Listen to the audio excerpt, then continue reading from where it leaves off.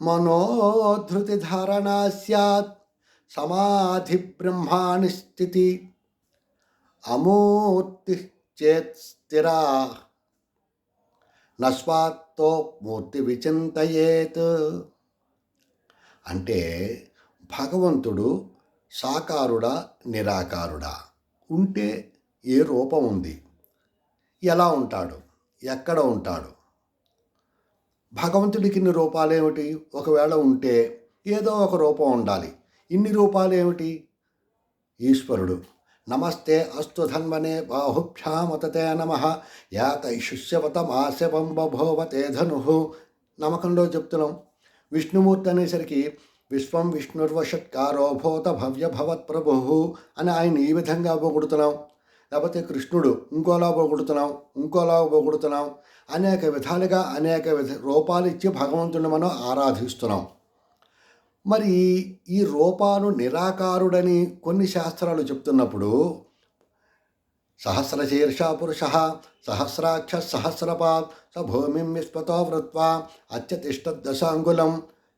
అనేక శిరస్సులున్నాయి, అనేక కాళ్ళు ఉన్నాయి, అనేకమైనటువంటి ఇందుగలడు అందులేడని సందేహము ఈ ప్రపంచం అంతా కూడా ఆయన కుక్షిలోనే ఉంది, ఆయన కడుపులోనే ఉంది. ఆయనకు ఒక రూపం లేదు, ఆయనకు 10,000 కళ్ళు ఉన్నాయి.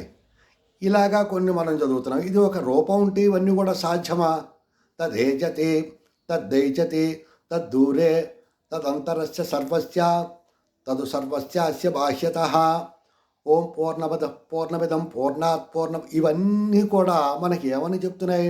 భగవంతుడు అంతర్లీనంగా మనకేమని చెప్తున్నాడు? నిరాకారుడు. నువ్వు ఏ విధంగా కొలిస్తే ఆ విధంగానే ఆయన ప్రత్యక్షమవుతాడు. ప్రహ్లాదుడు హిరణ్యకశిపుడు వరాలు కోరాడు. నన్ను జంతువు చేత చావకూడదు, మనిషి చేత చావకూడదు, ఆయుధం చేత చావకూడదు, ఆడాళ్ళ చేత కానీ మగాళ్ళ చేత కానీ కుర్రాడి చేత కానీ పెద్దాడి చేత అనేక వరాలు కోరుకున్నాడు.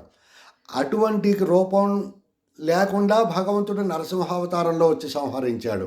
అంటే భగవంతుడు ఏదో రూపాన్ని ఆయన పొందుతున్నాడు.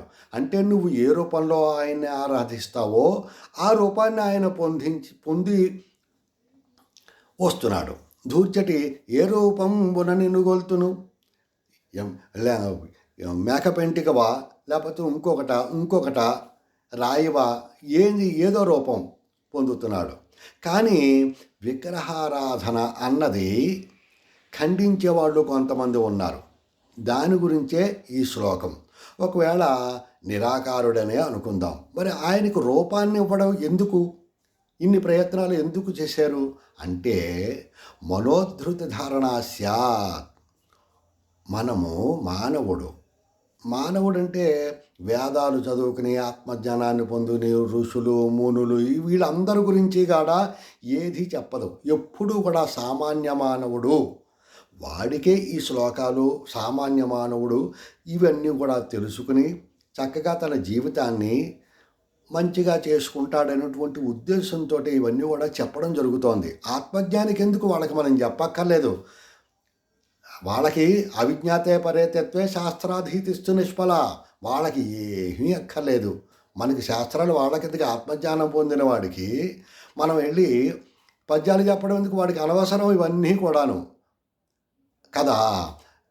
సామాన్య మానవుడు ఎవరైతే మనస్సును నిగ్రహించుకోలేక, ఇంద్రియాలని పెట్టుకోలేక భగవంతుణ్ణి ఆరాధిస్తామంటే మనస్సుని కంట్రోల్ చేసుకోలేక ఇదబద్ధమైనటువంటి ఒక రూపాన్ని తెలియక ఎలాగా ఈ యొక్క మనస్సుని సమాధి స్థితిలోకి మళ్లించాలో తెలియనటువంటి పామర జనానికి, సామాన్య మానవుడికే ఇదంతా కూడా కల్పించబడింది. అంతేగాని విగ్రహారాధన అన్నది కొంతమంది విగ్రహారాధన ఉండాలి అన్నారు. ఎందుకంటే రామావతారం భగవత్ స్వరూపం, భగవంతుడే అన్నారు. కృష్ణుడు ఇవన్నీ కూడా చంద్రవంశం, రాముడు సూర్యవంశం. వీళ్ళందరూ కూడా మానవ రూపంలోనే దైవస్వరూపాలు, దైవాంశ సంభూతులు. వీళ్ళందరూ కూడా దైవంగానే మనం కొలుస్తున్నాం. అది వేరే విషయం. అయితే సామాన్య మానవుడు ఒకటువంటి రూపాన్ని అమూర్తి చేత్ స్థిరా, నస్వాత్తో మూర్తి విచింతయేత్. మానవుడికి, సామాన్య మానవుడికి ఒక రూపం అన్నది వాడికి మనం లేదనుకోండి, వాడి అభిప్రాయంలో ఒక ఇదమిద్దమైనటువంటి రూపం వాడికి లేకపోతే వాడు మనసు కాన్సన్ట్రేషన్ చెయ్యలేడు, భగవదారాధన చెయ్యలేడు. అందువల్ల భగవంతుడికి ఒక రూపాన్ని ప్రవేశపెట్టబడింది అని ఈ యొక్క శ్లోకం మనకి చెప్తోంది. విగ్రహారాధన ఖండించేవాళ్ళు ఉన్నారు. ఉన్నాడు కబీర్ దాసు. కబీర్ కే దోహలో అంటాడు, మీరు अगर इतनी छोटी पत्थर को पूजा करने से मुक्ति मिले तो मैं बहुत पहाड़ को पूजा करूँगा. మీరు ఇంత చిన్న రాయికి పూజ చేసినంత మాత్రాన మీకు ముక్తి వచ్చేస్తుంది అనుకుంటే నేను ఇంత చిన్న రాయి ఏమిటి, నేను పెద్ద కొండకే పూజ చేస్తానన్నాడు కబీర్ దాసు. అలాగే కబీర్ దాసు లాంటి వాళ్ళేమో విగ్రహారాధనని ఖండించారు. కొంతమంది విగ్రహం ఉండాలి, విగ్రహం లేనిదే సామాన్య మానవుడికి ఆ యొక్క భక్తి భావన, ఆ మనసు కంట్రోల్ చేసుకునేటువంటి దాన్ని, ఆ విగ్రహం మీద దృష్టి పెట్టడం అన్నది జరగదు అని కొంతమంది అన్నారు. ఒక సన్యాసి ఒక రాజాస్థానానికి వెళ్ళాడు. ఆ రాజుగారు విగ్రహారాధన అంటే ఆయనకి ఇష్టం ఉండదు. భగవంతుడు నిరాకారుడు, ఆయనకి రువృత్తి ఏమిటి, అంతేగాని ఆయనకి ఆయన విగ్రహారాధన ఖండించేవాడు. ఆయన విగ్రహంలో లేడు భగవంతుడు అనేవాడు. ఈ స్వామీజీ అక్కడికి వెళ్ళాడు.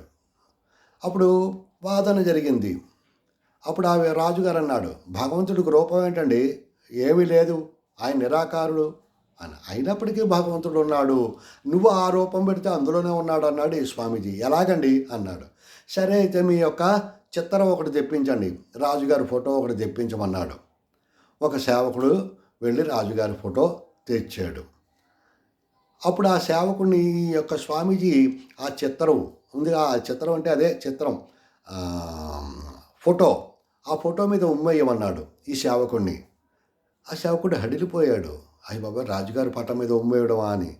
ఎందుకు వెయ్యవు, రాజుగారు ఇందులో లేడు కదా, రాజుగారు ఎదరకుండా ఉన్నాడు, ఇందు మీద ఎందుకు వెయ్యవు నువ్వు ఉమ్ము అన్నాడు.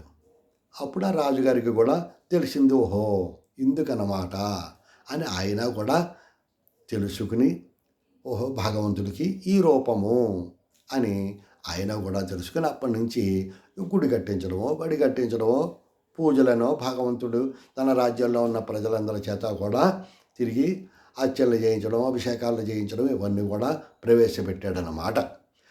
అదేవిధంగా విగ్రహారాధన ఎందుకంటే సామాన్య మానవులకి ఏదో ఒక రూపం ఉంటే కానీ మనసు నిలకడగా దాని మీద దృష్టి పెట్టి పూజ చెయ్యలేడు, సమాధి స్థితిలోకి వెళ్ళలేడు, లేకపోతే ముక్తి రాదు అని ఈ శ్లోకం యొక్క అర్థం అన్నమాట.